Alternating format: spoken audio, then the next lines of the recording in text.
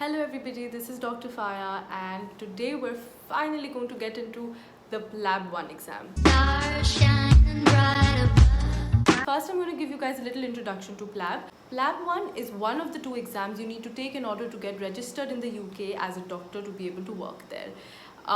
It has two parts, PLAB 1, which you can take in your home country if you manage to find seats, and PLAB 2, for which you need to fly to Manchester and take it. Today we're just going to be discussing PLAB 1 and I'm going to be telling you guys about my experience and what I did to study for the exam. If your experiences are different than mine and if you use different techniques and manage to pass, congratulations, but I will feel much more comfortable talking about my personal experience and how I tackled with it.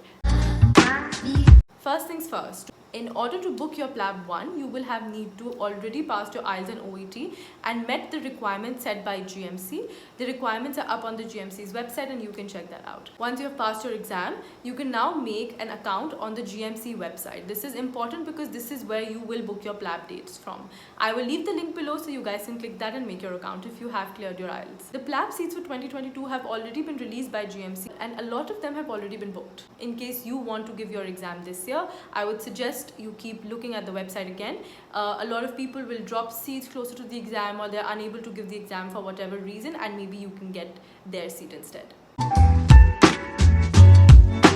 Now, I studied for my PLAB exam about 2.5 months, and this was during my house job, which is also the same as an internship year.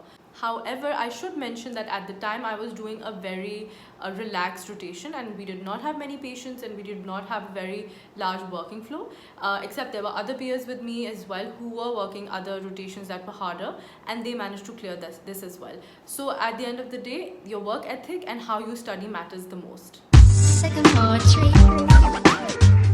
The PLAB exam is essentially an MCQ based paper. You have about 80 questions and 3 hours, which leaves fairly 1.5 minutes per question. The one thing you need to know about your PLAB exam is that it is extremely time pressured, and this is something you should keep in mind when prepping for PLAB because a lot of people lose out on marks because they are unable to complete their exam. The best time to start worrying about your PLAB exam is after you have taken your IELTS. PLAB exam is to be given after you are done with your MBBS completely. So you do not need to worry about it during your med school. If you can get your IELTS out of the way, IELTS examination is valid for 2 years, but now GMC has increased that to 3 years. So you can take your PLAB 1 anytime before your IELTS expires, but it has to be after your graduation. My ideal thing would be to take your IELTS exam before your final year prof, book your PLAB 1 date to a time after your exam where you have enough time to study. Let's talk about the cost of examination.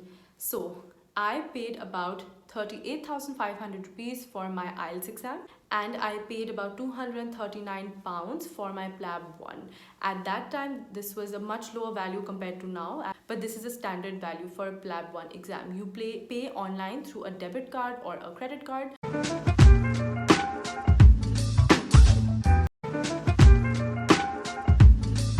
Getting into how I started studying for my PLAB exam, I got 2 subscriptions. I got a Plabbable subscription.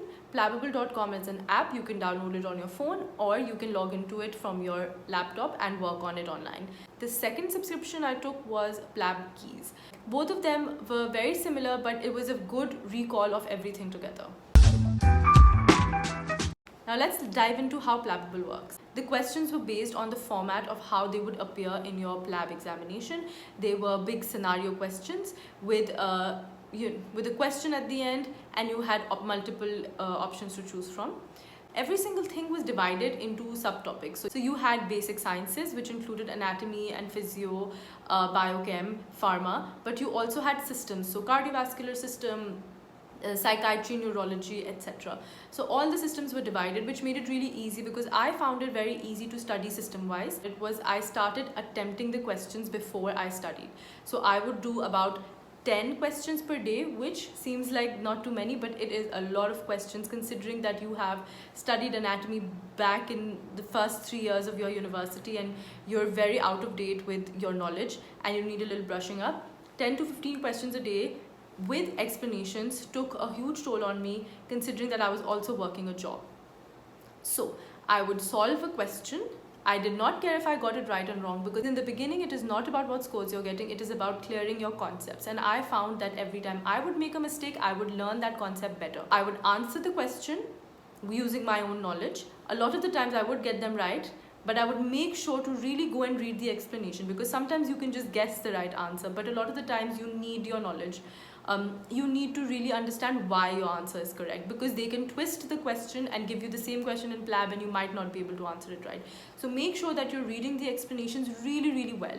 It also helps because it helps you brush up all the old concepts, and I thought it was very helpful. After answering the question, I would go and read the explanation. If I found it particularly difficult, I would flag the question, which is an option that you have on the Plabbable app. I would flag it so that I can come back to it later and recall. This is how I finished all subdivisions of the Plabbable app. Within the Plabbable app, there's an option to opt for the PLAB gems, GEMS gems.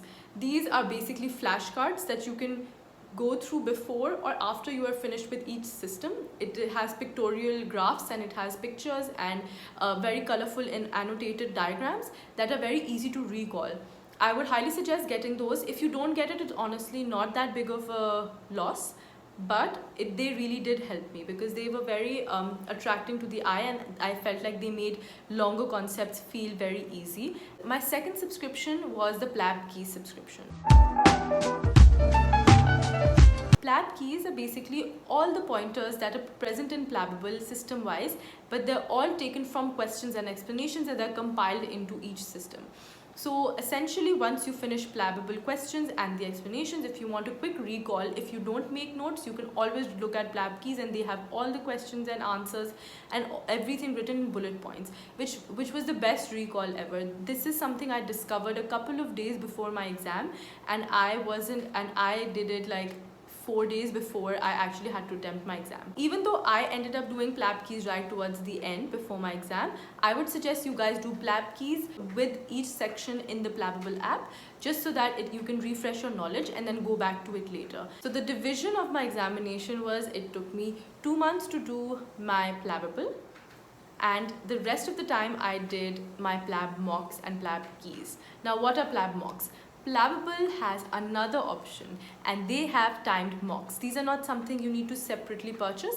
They're included in the original subscription of the app. What is the point of doing PLAB mocks? There are about 15 to 20 mocks that are given in the Plabbable app. These are timed exams, 3 hours each with a timer, and they have 80 to 90 questions. They replicate the Plabbable exam and they are very helpful to help you see where you stand in your preparation. They include all the questions that you have already attempted in Plabbable. Now they're all mixed and they're not system wise, which helps create a more realistic examination environment. They have a timer as well, and I suggest you follow this timer to the T, because a lot of the times main reason for failing a PLAB exam is lack of time management. They have a pause button, but I suggest you use that as little as possible. I would aim to get above an 80% in my Plabbable mocks, because those are questions that we've already attempted before. And also I would try to do them within 2 hours. Sometimes it would exceed the mark and I would do them within 2.5 hours, which I was okay with. But I would suggest you try to do it as early and as quickly as possible, because remember, these are questions that you have already done and they are in your brain. Don't be discouraged if your first couple of Plabbable mocks are low scoring or time pressured. It's fine. There are 15 of them and you can gradually build up to a better score. These questions are something you've already attempted and they are much easier to do than the real PLAB examination. So I suggest you also opt for the big mocks. Big mocks are something the Plabbable app releases before the date of the exam. That include all the questions of the actual exam that has taken place before your exam. And it gives you a more realistic idea of how questions appear. I did my Plabbable big mock the night before my actual exam, and trust me when I say I had multiple repeats from that mock, and if I hadn't done it, I would not have known those answers.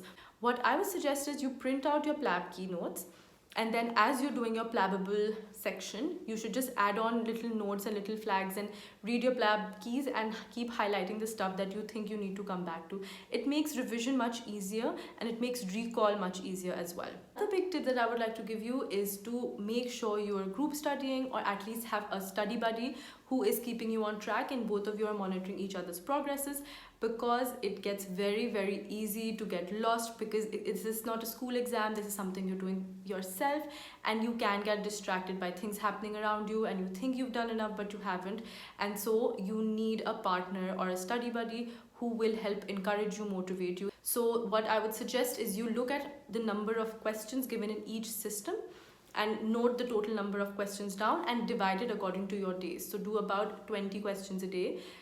Start with about 10 questions a day, and once you get into the rhythm of it, do 20 to 25 questions a day. And this is how you can see when you'll be able to finish the questions. Don't take a lot of time finishing questions, because you need to do a lot of recall later also. There were some pages that were very helpful for me, and I will be linking all of them down below. Other than that, you should check out the PLAB group on Facebook. It is just called PLAB PLAB. When you search for it, it should be the first one up. Once you're done with your PLABable, you're scoring well on your PLABable mocks, and you have attempted your big mocks, and you're done with revision from your keys, you are good to go for your examination, and I wish you guys best of luck. If any of you have a different experience or any tips that might help future PLAB takers, please leave it below in the comments, and the rest of you, check the comments out for any productive advice. If I have any update, I will post it in another video. I would love your feedback, and I would love for you to share this video so it can help other people.